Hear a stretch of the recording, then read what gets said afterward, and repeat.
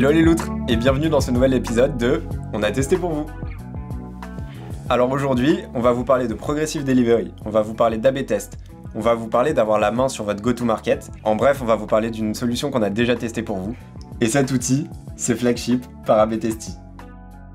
Alors pour ceux qui ne le sauraient pas déjà, A/B Testy, c'est une boîte qui a été créée en 2009 et qui vous permet de faire des expérimentations côté client avec des interfaces et des workflows un peu différents. L'objectif, c'est d'expérimenter directement avec vos utilisateurs et ensuite de voir laquelle des deux interfaces ou lequel des deux workflows que vous avez testé fonctionne le mieux.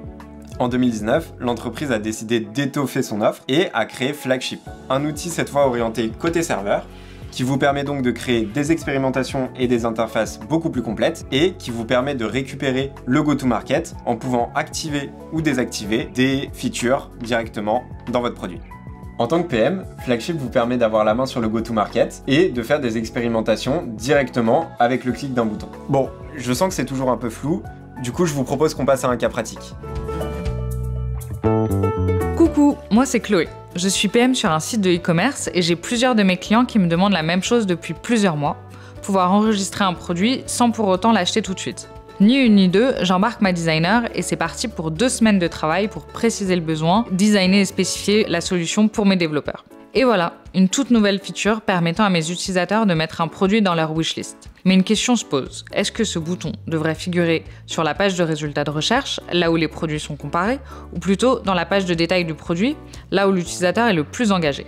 Pour tester les deux en conditions réelles avec mes produits, je décide donc de passer par Flagship. Après avoir demandé à mes devs de coder les différents emplacements où les utilisateurs verront le bouton de la wishlist, je paramètre moi-même la campagne directement sur Flagship. La version A affichera le bouton dans la page de résultats de recherche et la version B dans la page de détail des produits. Une fois le paramétrage terminé, je n'ai plus qu'à activer le feature flag sur la plateforme de Flagship et voilà! J'ai désormais 50% de mes utilisateurs qui voient la version A et 50% la version B. Pour que mes résultats soient significatifs, on décide de laisser le test tourner pendant une vingtaine de jours sans rien toucher. Ensuite, une fois qu'on estime avoir eu assez de trafic, je n'ai plus qu'à retourner sur la plateforme et analyser les résultats. Et après quelques semaines, voilà le résultat. En mettant le bouton de wishlist directement dans la page de détail de produits, j'ai moins de produits qui sont ajoutés à la wishlist, mais ils convertissent 3 fois plus que lorsque le bouton se trouve sur la page de résultats de recherche. Encore un succès dans ma delivery. Merci Flagship! Bon, je sais ce que vous allez me dire. Vous avez déjà une stack technique qui est hyper complète, et donc du coup que rajouter un outil comme Flagship, ce serait juste la complexifier pour pas grand chose. Et vous avez un bon point, mais du coup je vais vous donner les raisons pour lesquelles Flagship reste un très bon outil pour toute votre entreprise, peu importe votre taille ou votre secteur. La première raison, c'est que ça reste un outil A/B Testy. Et donc, ça va vous permettre de faire des expérimentations et des tests directement avec vos utilisateurs, juste avec le clic d'un bouton, et de voir directement dans leur dashboard, leur reporting ou leurs études statistiques, les résultats sur vos KPI business. En tant que PM, ça nous permet aussi d'être moins dépendant des devs pour tout ce qui va être release, et surtout pour montrer aux utilisateurs la feature, à quels utilisateurs la montrer, et surtout quand l'activer ou la désactiver.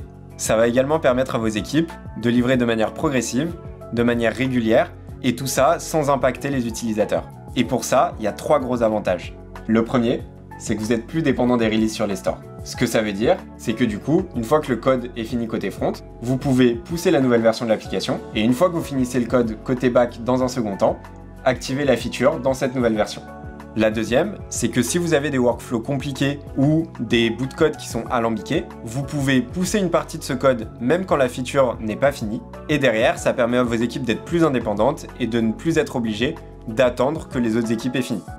Et la dernière partie, c'est que si jamais vous avez un pépin, une feature qui va casser le workflow ou alors quelque chose qui ne fonctionne pas correctement, vous pouvez faire un rollback en urgence juste avec un bouton. Plus besoin de déranger 17 équipes et 23 développeurs pour repasser à la version précédente. Bon, c'est pas tout ça, mais Marcel et Loulou attendent derrière et ils sont en train de me dire qu'on prend trop de temps. En quoi on a kiffé la solution?